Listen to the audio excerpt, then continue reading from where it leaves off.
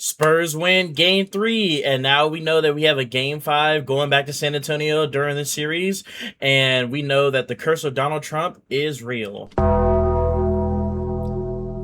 Welcome back to the YouTube channel. My name is Y2 Shadow. Subscribe if you guys are new, like, comment, share, all that good stuff, and let's kind of get into game 3.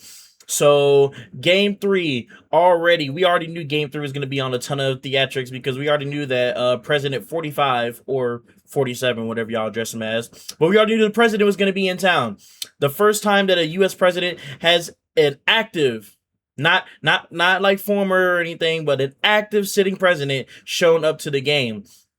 And we already knew it was going to be crazy because the media people couldn't even get in to do pregame press.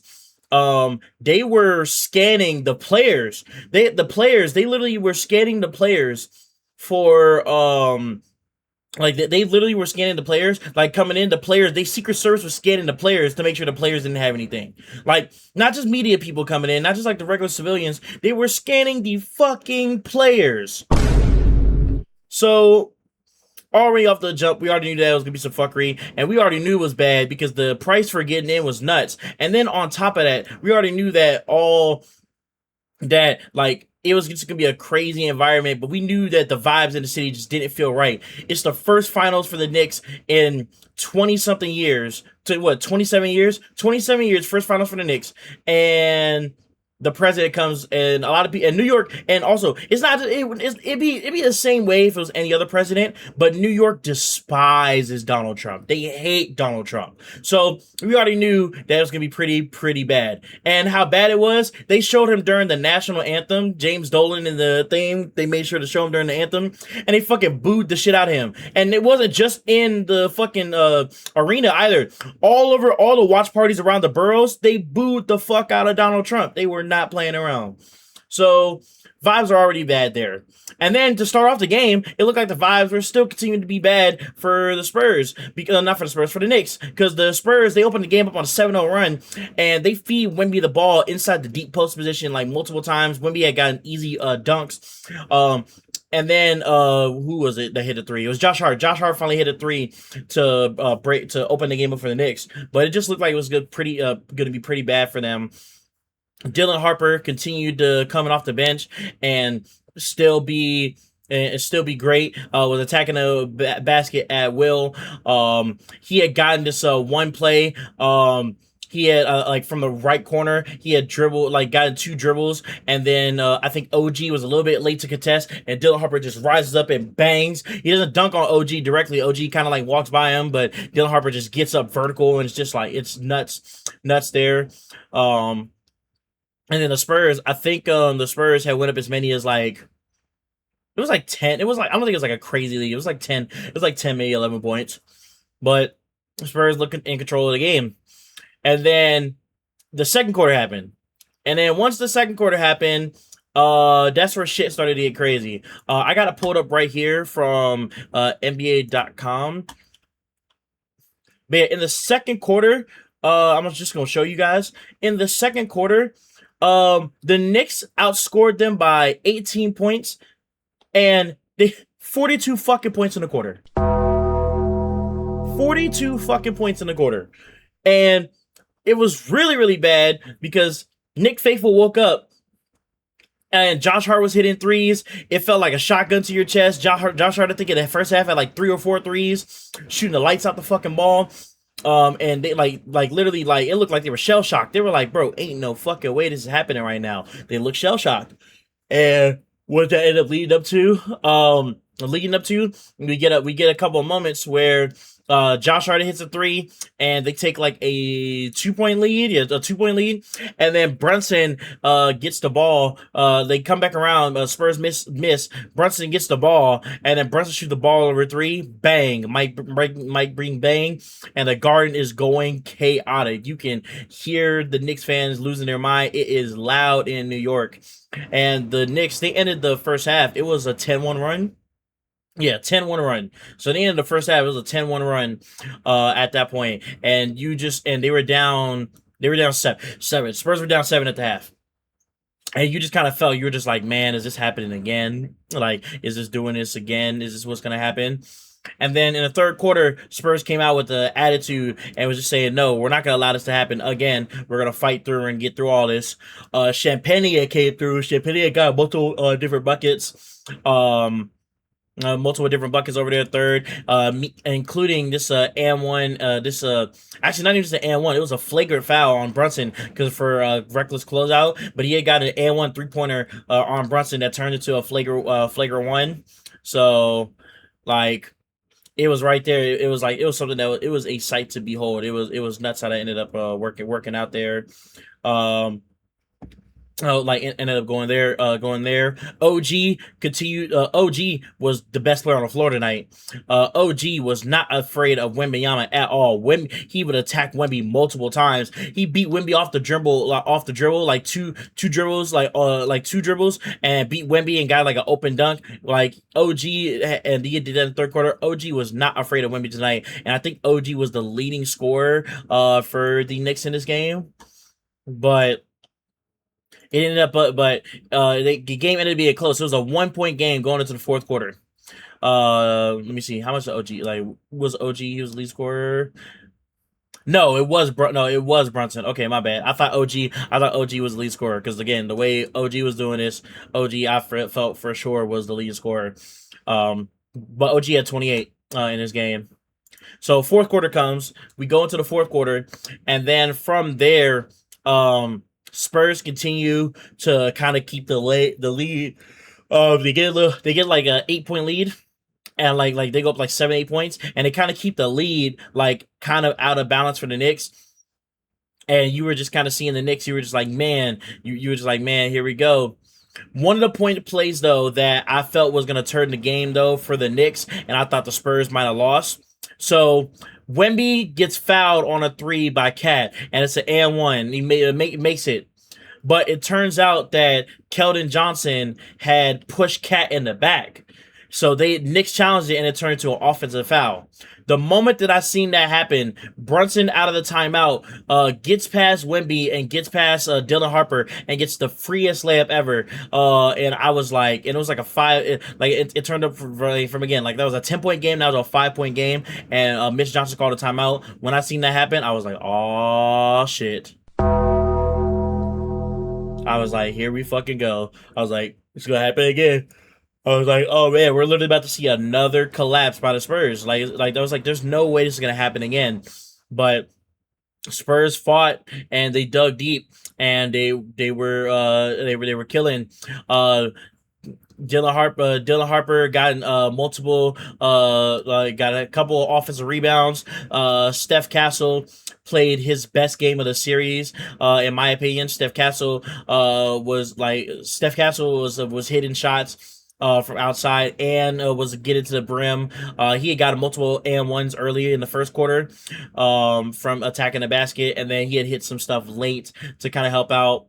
And then De'Aaron Fox, who I was like, outside of KJ, I was like Keldon Johnson, I like his nickname KJ. Outside of KJ, who I thought Fox was the worst player on the Spurs today that actually that played, and Fox ends up coming through and sealing the game with the dagger, with the dagger. So it's just to explain that scenario, it was a 3-point Spurs lead.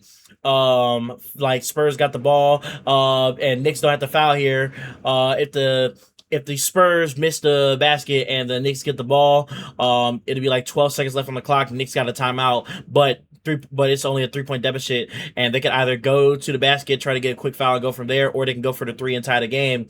And Fox gets to the middle, contested as hell, like because Wemby was around that area, Cat was around there, and it was Fox's defender. It was a really crazy contest, but Fox gets to the midi.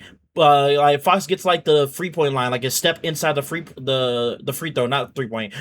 He gets a step inside the free throw line, and he gets the bucket. Spurs go up 5, and at that point, even though at that point that's where I knew it was game.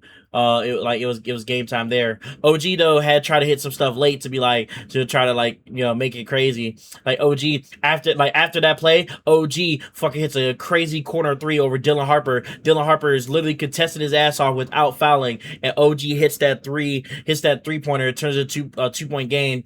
But when they foul on the inbound, like when the Spurs get the ball inbounded, Steph Castle gets the ball and they get both free, and he makes both free throws, and then at that point it's the end of the game, and the Spurs they end up winning 115-111. But man, the Knicks had multiple opportunities, I feel like, to take advantage of this game, and the Spurs this time they would not allow themselves to make the key mistakes that they did in game two, or even game one, to they allowed that to happen. So now it's a 2-1 series, and now we know that whatever happens in game four, we know that guaranteed there is a game five happening now. So there is a game five, is guaranteed. I think game five will be Saturday, this Saturday, I believe. So we know that there is a game five happening. But man, there was multiple opportunities, especially for the Knicks. When they had taken over in that second quarter, there was multiple opportunities where you felt like, man, it might be possible if like they might be able to take over and get this done. But nope, they couldn't take over, and here we are. That's how it ended up happening. Let's kind of get into the box score, y'all. Let me show y'all the box score stuff real quick. Let's kind of get into it. So first thing, OG, hey man, OG and an O beef dog. Man, hold on. Bang, bang, bang. Shit like that. OG literally for most of this game, like there was a point OG was like 8 of 10. I remember at this game, in this game, OG was hooping his ass off. OG, even though Brunson had more points, OG was by far the best player on the floor today.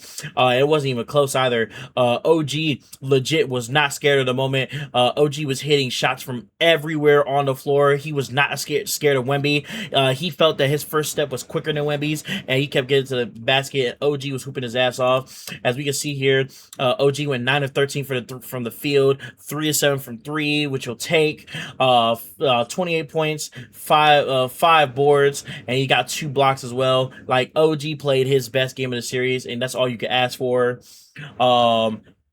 Jalen Brunson, let's talk about big body Brunson. 32, 5 and 5, but 5 turnovers. It's not gonna cut it. And then efficiency. Look, I get it. Efficiency only matters when you win. Like efficiency, like I ain't gonna lie, efficiency doesn't really matter if you win, but when you lose, that shit looks bad. And I'm not gonna lie, 44% from the field is not gonna cut it, Brunson. 3 of 5 from 3 though is great, but 25 shots, only 11 makes. Not gonna get it there. I will say though, so there is one thing that I didn't mention, bringing it up, y'all, and this is like kind of important. I will say there was multiple points in this game where it did feel like the Knicks were getting robbed. Like the Knicks, there was this play where Jordan Clarkson had shot like a ball from the corner, and it looked like it was a clear and obvious foul, and they didn't call it. And then they come around on the other end, and De'Aaron Fox gets the foul call, and we were like, "Yo, ain't no fucking way!" Like, and there was like multiple other calls that went this way too. It was like there was definitely nasty officiating from the officials. You would have felt that the Knicks being at home, they might have gotten some home cooking, but they definitely didn't at all. Like, honestly, I'll be 100% honest with you. I don't even think the flagrant that happened on Shamit, I don't even think that was a flagrant foul, to be honest. No, I said Shamit. I don't even think the flagrant foul that happened on Brunson, I don't even think that was a flagrant, to be honest. I think that was like if you want to give him a foul on that, sure. But like a flagrant foul, like I don't really think that was like a reckless closeout, to be 100% honest with you. Like that one I thought was like pretty crazy. Now there were some obvious ones, like the Spurs, they threw the ball out of bounds. And Wemby was like they were trying to get the ball into Wemby, and when the Spurs called a challenge, it was clear that Cat was grabbing his arm there so that Wemby couldn't get the ball. So you seen that one was like pretty obvious over there. And then like some of the and ones for Castle, like Castle was just using his slow step to stay balanced, and they kept falling for the pump fakes, and Castle would take advantage and go up there. But yeah, but there was some other calls that the Spurs had got in that were just like unbelievable calls. It felt like pretty ridiculous. And it definitely felt like the Spurs had gotten a more favorable whistle today. Now, I'm not going to excuse that though, because that didn't matter mostly for the Knicks when they went up and they were going crazy in the second quarter. That didn't matter for them then, but again, there were some like pretty questionable calls here. To be 100% honest with you, I won't deny that. But yeah, man, Brunson. I'm not gonna lie, Brunson hasn't had the game this series of the efficiency game where he was just like hella efficient and just like making everything. Brunson hasn't had that game yet this series, and I don't know if he's gonna have that game because so far through 3 games, Brunson has shot under 45%. I think in all the games. I just don't know if we're gonna get a game where Brunson is just going to shoot well from the field. I just don't think that's gonna happen against the Spurs defense. Now, Brunson, like one thing about Brunson I respect is that he will empty the clip. So look, salute to him for emptying a clip. But I literally don't think that he's gonna do anything there at all. Cat was a +6 in this game, but I ain't gonna lie, man. I was disappointed in Cat this game, man. I was completely disappointed. One of the reasons why is because in the first 2 games, one of the things that Cat would do, Cat was not scared to attack Wemby. Cat would get the ball with Wemby at the top of the key, and he would attack everybody. And I think what's going on. I think what ended up happening, if I'm not mistaken, is I think they swapped out. I don't think Wemby was on Cat that much this game. I think Cat dealt with more like Castle, with like Castle Vassell in them, and basically Cat's game plan just like changed. Cat didn't even attack them either, but because that those guys like can get lower to the floor and they can like bother his center of his center of gravity, Cat wasn't able to get to his spots like he wanted to. Like Cat really struggled this game. I'm surprised he was a +6 for the Knicks because Cat really struggled, and I felt a little bit disappointed because I really felt like after the first 2 games, Cat made a statement that like, hey, he was going to show up in this series and that this really mattered to him. Like, not even just mattered to him, but like he could like really make an impact. And I just didn't see that tonight. Tonight he wasn't there. Josh Hart. Man, Josh Hart in that first half, Josh Hart was like killing the hearts of Spurs fans. In the second half, that boy Josh Hart did absolutely fucking nothing.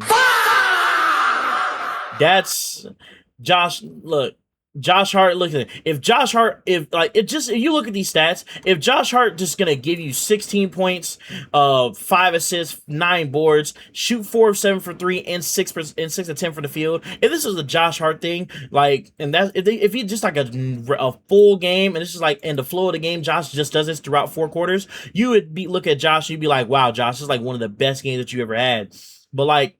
In the second half, Josh Hart legit was a no-show. Like, you literally got this all from Josh Hart in the first and second quarter. In the second half, he did absolutely fucking nothing. So, unfortunately for Josh, you did great, but you could not carry this in the second half at all. And that's where they would have needed you, especially some of the open shots you missed. And then last but not least, Mikal fucking Bridges. Boy, actually, no, you know what? Yeah, I don't really want to talk about Landry Shamet. I know Landry Shamet got the most minus 20 on the team, and Landry Shamet was unplayable today, but I don't really want to talk about him. I want to talk about Mikal Bridges' weak fucking ass. Let's talk about this. He was somehow a +11, had one of the best plus minus on the team, better than Keldon Johnson, but we watched the game. Yeah, like, chat, I'm gonna let y'all know. Like, I said chat, and I'm sorry for calling y'all chat, but y'all, we watched the games.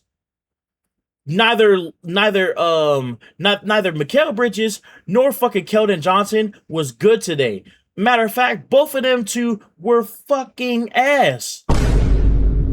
Mikal Bridges wasn't aggressive at all. he had literally, I think I had literally seen him hit that one fade, that one like a fadeaway, contested two, and that's like all he did. But like Mikal, I don't even think like they said he took 5 shots tonight. I don't believe that. I don't think he took 5 shots tonight. I don't think I've seen him take 5 shots tonight at all. I've seen Mikal Bridges take at most maybe 2 shots. 5 shots tonight. I don't even think I've seen him take 5 shots. Fuck out of here. Um, but yeah, he was a absolute nothing burger tonight. I don't remember him really doing anything on defense, noteworthy to like kind of be a turn stopper. And then he definitely didn't do anything on offense. So him being a plus 11 is mind baffling to me because he legit didn't do anything. I don't even remember, he got a block. I don't even remember him blocking the wall. I don't. Like I'm not gonna lie. I think these are fake stats. And I know I want to be objective on this, but like literally, I can't tell you a Mikal had the one pull up, and that was it. Mikal Bridges played 28 minutes and did nothing but cardio. I wholeheartedly believe that he was on the floor today. I be 100% honest with you. Oh, and the Jordan Clarkson on the bench. We'll talk about JC. Hey, JC, real quick. JC, I ain't gonna lie. JC, that you definitely got hoed. They definitely should have gave you that foul on that one side in the third quarter when you I think it was third or fourth quarter. I think it was third. But when you were on the right side and they just did call that foul for whatever reason, you should have 1000% gotten the ball over there. Should have gotten the free throws there. And it was nasty they didn't give you the free throws, but they gave Fox those. But JC off the bench, 10 points, 4-7 for the field. That's all you asked for. And then let's get to the Spurs.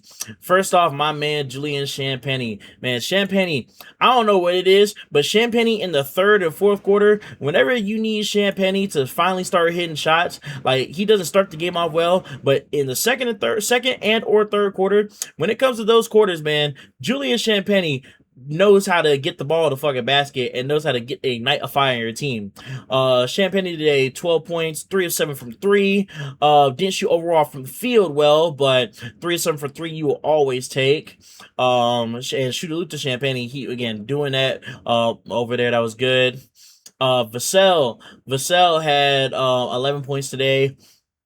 Also made 3 threes, only missed 1, 3 or 4 from the field, and that's all he did. He took all of them shots from 3, and that's it. But plus 12 on plus minus is all you could ask for. From there, De'Aaron Fox was terrible today, but he made the shot that matters. He made the shot to pretty much ice the game. 4 of 14 for the field though. Like again, empty the clip and it's cool, but good lord, De'Aaron Fox was absolutely atrocious today.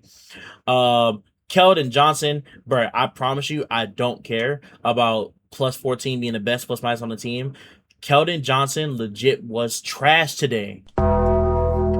Literally, I watched KJ attack. Like they bailed him out on one of these calls because like they gave him a foul on this, but KJ was surrounded by 3 Knicks defenders and threw some bullshit up, and the refs bailed him out. But like he keeps doing this thing where he keeps trying to put his head down and like attack the basket, and he's not that good of a finisher to be doing that at all. Like from being the 6th man of the year, I expect a lot more from KJ, and KJ. Man, KJ lucky they won this game today. That's all I will say. KJ is lucky they won this game. Dylan Harper, man, Dill in the summer, bro. Dill. Hey, hold on. I'm gonna send this message to Dylan, man. I'm gonna send this message on to Dylan, man. Hold on, Dylan, we gotta talk real quick. Dylan, when the summer happens, gang, we gotta lock in on this 3-point shot, bro. I promise you, Dylan, we gotta lock it on this 3-point shot, gang. There is no reason with the amount of open threes you had tonight that this shouldn't have been a blowout. If you made half the threes that you missed tonight, this game would have been by far and away a blowout. We gotta lock in the 3-point summer in the lab this summer, man. We gotta lock this in. Dill Harper tonight, man. Salute to Dylan though. Dylan had 13 points, 9 boards, and again some crucial boards. The one offensive rebound, the one that mattered late. He shot terrible though from the field and 3. 5-18 is bad, and 1 of 8 won't cut it. Dylan Harper literally tonight, y'all. Dylan, I promise you, Dylan on all of his threes, they literally kept leaving Dylan open, and Dylan would miss. Like They literally, they would run actions and they would get Dylan Harper wide open threes, and he just kept missing. It's again, thankfully it didn't affect them tonight, but it was one of those things where it's like, bro, you gotta make these open shots. You gotta make these open threes. So Dylan, we gotta lock in the lab this summer. We gotta do that. And then lastly, we're gonna talk about both of them together. Let's talk about Area 51, Victor Wembanyama, and Steph Castle. Let me get a Don DeMarco real quick.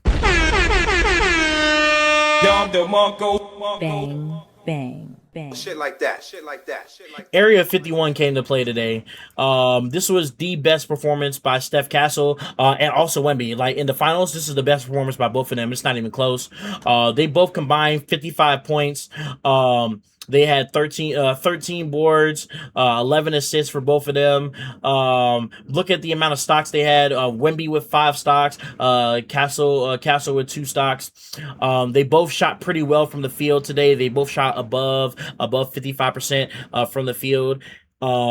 Steph, I will say, man, Wemby threw you a grenade at the end. There was a point. It was like a little bit later in the fourth quarter. I think like two something minutes left. And Wemby was getting locked up by Castle. By Cat. He was getting locked up by Cat. So Wemby throws a grenade to Steph Castle with literally 1 second left, and Steph has to heave that bitch, and then he makes the shot. Mike Breen does the bang call. And I think this goes. It was like a 4-point game. And it goes back up to like 7.